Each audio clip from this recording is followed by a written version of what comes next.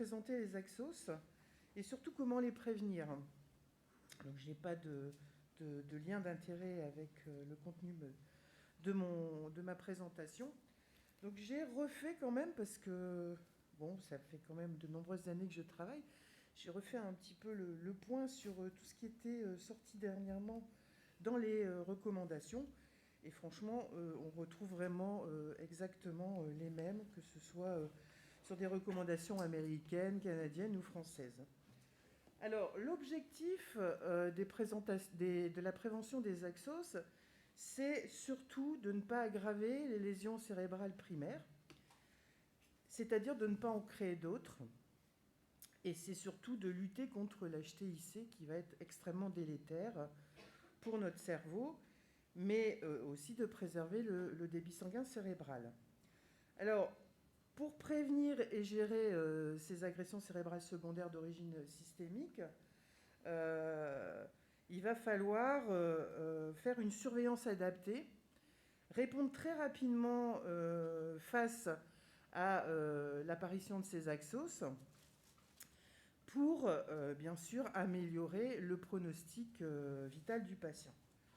Donc, on est, bien sûr, le détecteur d'alerte. C'est pour ça qu'on a une surveillance très rapprochée par rapport à nos patients cérébro-lésés. Alors, premier facteur à risque, c'est l'hypotension. Donc, on recommande quand même d'avoir une pression artérielle systolique supérieure à 100 mm de mercure, avec une PAM entre 75 et 80 mg de mercure, pour conserver quand même une PPC entre 60 et 70, et avoir une pique qui se maintient en dessous de 10-12, oui. De toute façon, si le patient il est un petit peu agressé, sa pique, elle peut un petit peu augmenter jusqu'à 12-15. L'essentiel, c'est que ça redescend dans les normes. Alors, pour ça, qu'est-ce qu'on a comme moyen de surveillance ? Il y a déjà la surveillance que vont faire les réanimateurs avec les Doppler transcrâniens pour surveiller l'index de pulsatilité qui doit être supérieur à 1,4 et la vélocité diastolique qui doit être inférieure à 20 cm par seconde. Parce que si on est dans des limites, ça veut dire qu'on est certainement dans un bas débit sanguin cérébral. Donc nous, on a bien sûr la pression artérielle sanglante qui va être mesurée grâce à nos cathéters artériels, avec des alarmes serrées, bien sûr. La surveillance de la pression intracrânienne avec la pose de pique qui souvent est posée dans le service de réa. La surveillance de la pression de perfusion cérébrale. Et puis, bien sûr, le respect de l'axe tête-cou, ça c'est important.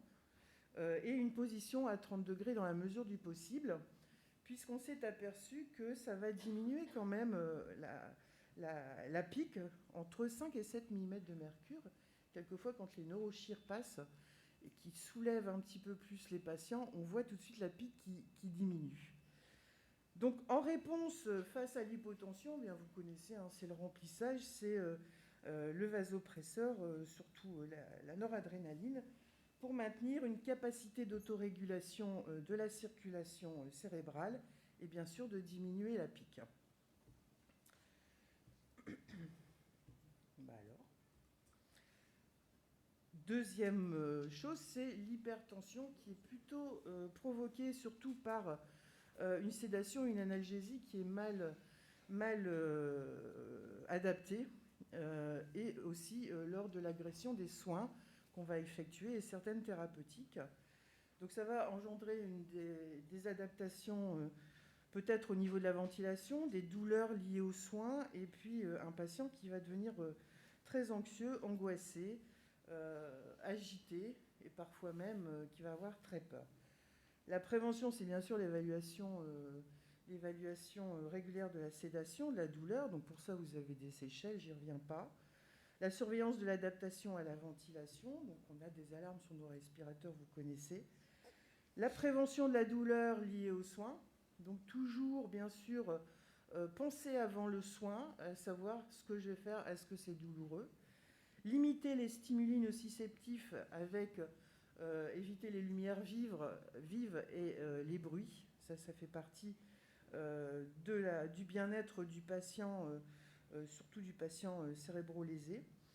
Et si on est face à cette hypertension, on a pour certains services des protocoles de gestion de sédation ou d'analgésie pour les soins. Il faut respecter bien sûr la limitation des stimuli nociceptifs et parfois on a recours à la curarisation, à un bolus de curare parce qu'on est dans une situation d'agitation ingérable, très délétère avec une pique qui monte de façon dangereuse. Autre chose, c'est l'hypocapnie et l'hypercapnie. Donc la capnie, c'est un stimulus de la vasoréactivité cérébrale. On sait que dans les mesures, le débit sanguin cérébral va varier de 5% pour chaque variation de 1 millimètre de mercure de capnie. C'est une alarme quand on est face à une hypocapnie ou une hypercapnie, puisque l'hypocapnie va engendrer une vasoconstriction des artères cérébrales avec une diminution du volume intracérébral et une diminution de la pique, et ça, c'est ça qui va entraîner des lésions ischémiques. L'hypercapnie, elle, est plutôt dans le versus vasodilatation des artères cérébrales avec une augmentation du contenu de la boîte crânienne, du volume cérébral, et une augmentation de la pique. Et c'est ça qui va majorer dangereusement l'hypertension intracrânienne. L'objectif, c'est de maintenir une normocapnie, en fin de compte, entre 35 et 45 mm de mercure, sauf si on est face à une hypertension intracrânienne réfractaire, où là, on va encore diminuer un petit peu la capnie pour rester au-dessus de 30, pas trop baisser. Donc pour la surveillance, on a le TCO2 et puis la pression artérielle au niveau du gaz carbonique. Et comme réponse, bien sûr, il va falloir regarder un petit peu les changements de ventilation, mais ça, c'est le médecin, bien sûr, qui va s'en charger. L'hypotension plus l'hypoxie, c'est extrêmement grave et c'est mortel. Donc, autre facteur, autre axe, c'est l'hypoxie, avec un cerveau qui est très sensible à l'hypoxémie, un débit sanguin cérébral qui sera peu dépendant et maintenu si on a une PaO2 supérieure à 60 mm de mercure. Par contre, si ça descend en dessous de 60, on va avoir une augmentation du débit sanguin cérébral qui va compenser la diminution du contenu artériel en oxygène. Et c'est là où ça va devenir délétère. Donc on a des objectifs de surveillance au niveau de la SpO2 qui doit être à 92%, une PaO2 supérieure à 60 mm de mercure, une saturation veineuse en oxygène supérieure à 70%, une hémoglobine supérieure à 10 grammes par décilitre, une hématocrite supérieure à 30%, un IRS supérieur à 60% et une pression tissulaire en oxygène supérieure à 20 mg de mercure, sachant que le seuil ischémique est inférieur à 15 mg de mercure.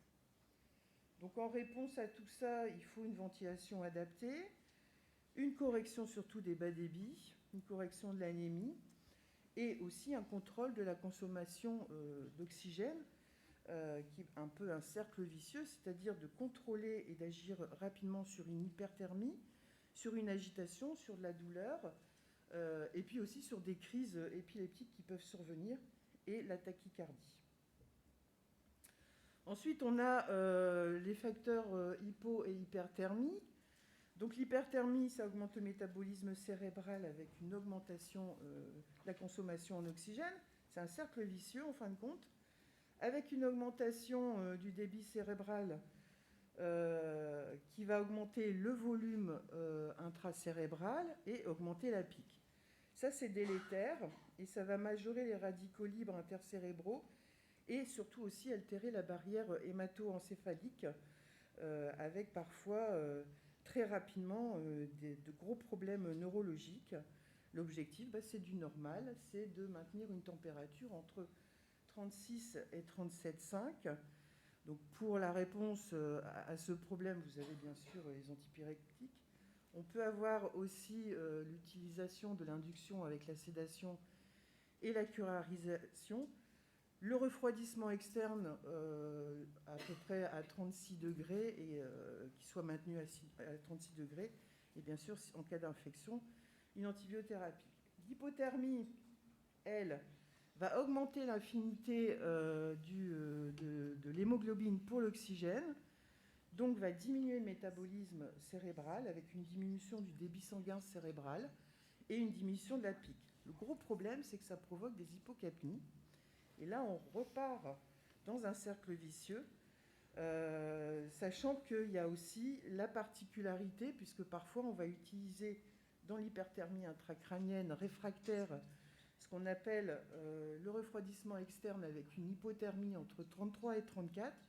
Gros problème, c'est le réchauffement. Il faut aller très très lentement quand l'HTIC est contrôlé, c'est-à-dire diminuer de 1 degré Celsius toutes les augmenter progressivement le réchauffement de 1 degré Celsius toutes les 2 heures. La surveillance, température centrale en continu et la température qui peut être prise sur les capteurs de pic, et puis la pression tissulaire en oxygène. L'hyponatrémie, autre problème, c'est un risque d'œdème cérébral osmotique avec une variation de l'anatrémie, c'est-à-dire des variations liquidiens.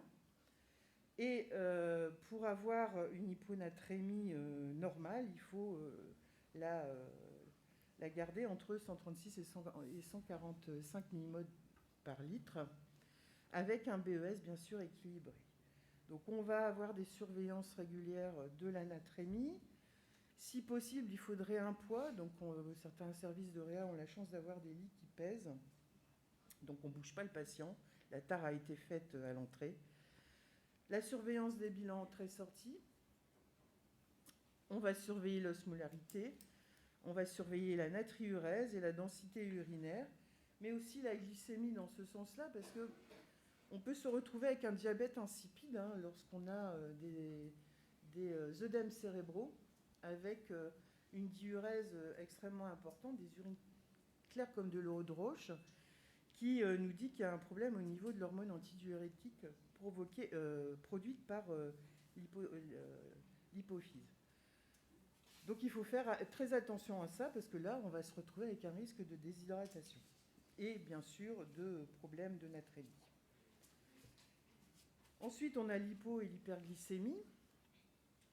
Donc l'hypoglycémie va aggraver là le pronostic neurologique avec une augmentation de la mortalité si ce n'est pas surveillé. Et puis il y a aussi le gros risque quand on a une insulinothérapie intensive. L'hyperglycémie, c'est surtout dû à un stress du cerveau qui est dû aux modifications métaboliques et parfois dû à une infection. Et on va essayer de maintenir une glycémie entre 6 et 10 mmol par litre pour ne pas mettre en place trop rapidement l'insulinothérapie face à l'hyperglycémie. Donc on va faire des glycémies rapprochées. On va limiter le stress du patient, les risques d'infection, et puis on va bien sûr se poser la question, est-ce que c'est bien nécessaire d'avoir une insulinothérapie si on a une hyperglycémie supérieure à 10 mmol par litre? En conclusion, je dirais que nous sommes le garant de la diminution des risques d'accentuation des lésions cérébrales, et on est vraiment des gens super. Vive les infirmiers de réa.